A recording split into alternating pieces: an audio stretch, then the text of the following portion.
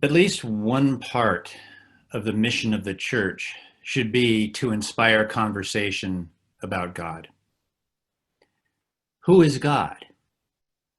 What does it mean for our brief life on this planet that there is a God? How should we think about God? And when people say, I don't believe in God, such a comment is not a conversation stopper, but a conversation in and of itself. What do you mean by God? My understanding of God keeps evolving, so it would be hard to cast out something when I can't get my hands around it. So help me understand. What do you mean by God? Maybe I too would not believe in a God defined the way you would define God. Where did you get that definition? Where did your definition of God come from? Has it changed at all during your life? Is that definition of God fully yours, or are you letting someone else define God for you? We read all about those primitive folks in the Old Testament that worshiped idols and false gods. But are we any different? What is an idol but a representation of God that is served or worshiped? All we need is to ask, is my concept of God complete and accurate? To remind us that we have only just begun to understand God. If our concept of God is closed and immovable, then we too are idol worshippers and stand in need of some iconoclastic energy. Remember the iconoclasts? They believed in the importance of destroying icons or images and, dare I say, monuments, because even if they might portray some truth and could be invitations to a deeper and ongoing story, often they are not.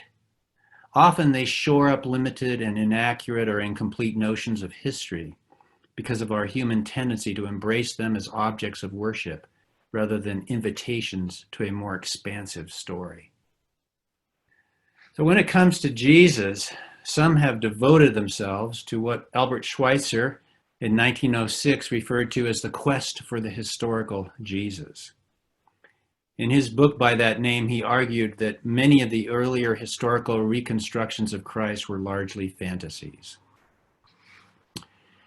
John, if you could back us up to the previous screen, I would like to point out the image on the left.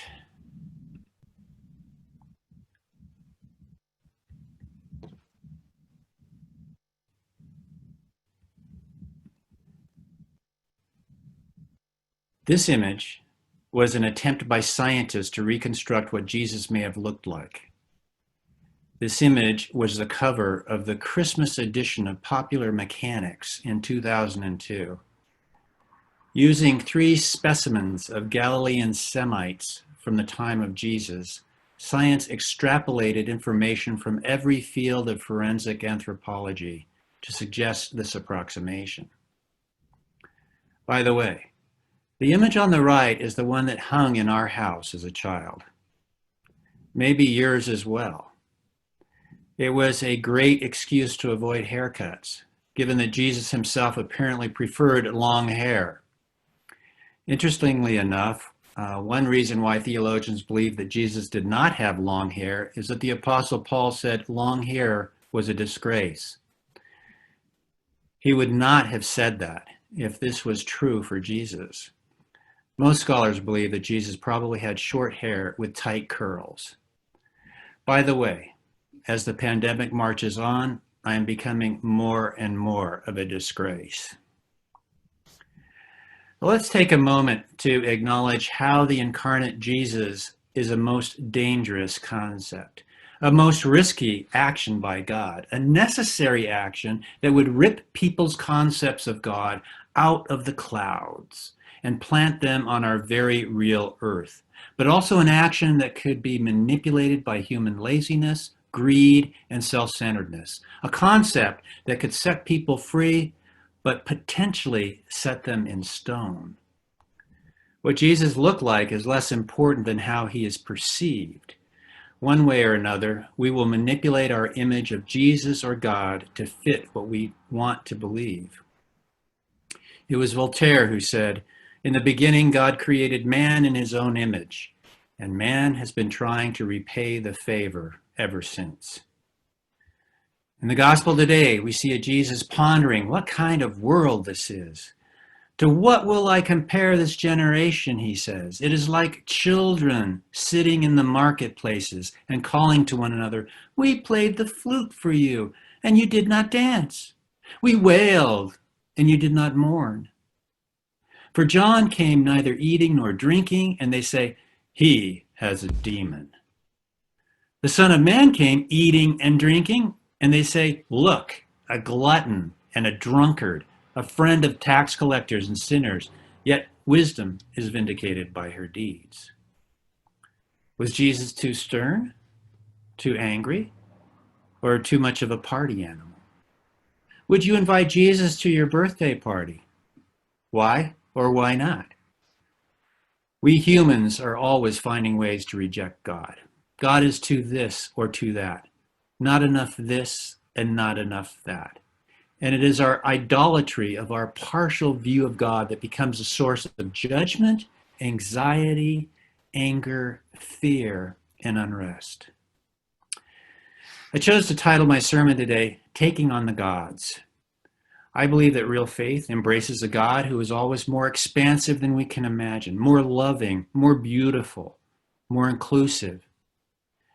That we are called to be iconoclastic, taking what we can from our current ideas and experiences of God, but holding them lightly to avoid getting stuck there and being open to change. The sermon title was inspired by a professor of mine who wrote a book by that title. Merrill Jordan used a clinical theological approach in the treatment of individuals, couples, and families suffering from neurotic styles of life. After decades of work, he believed that the origins of neuroses can be found in idolatry, the substitution of false psychological gods for the true God as the center of ultimate reality. In attempting to earn the approval of these false gods and to escape their harsh judgment, one enters into a second idolatry, becoming one's own Messiah. Parts of the self are sacrificed to placate the false gods. The resulting personality distortions are the source of many emotional difficulties. It's important to realize that some of our emotional struggles result from idolatry, from holding an incomplete or even false image of God too tightly. If this is the case, the flow of Jesus' words this morning make perfect sense. He begins by pointing out how people project who they are on others, more specifically upon him and upon John. He goes on to say that no one knows God or him. That is perhaps the most iconoclastic statement in the Bible. He delights that even the best minds know less than a little child does about God. But then these thoughts seem to naturally lead him to refer to one of our deepest longings, to find rest. "Come to me, all you that are weary and are carrying heavy burdens, and I will give you rest.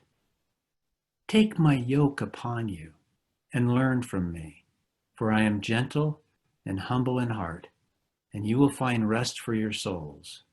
For my yoke is easy and my burden is light."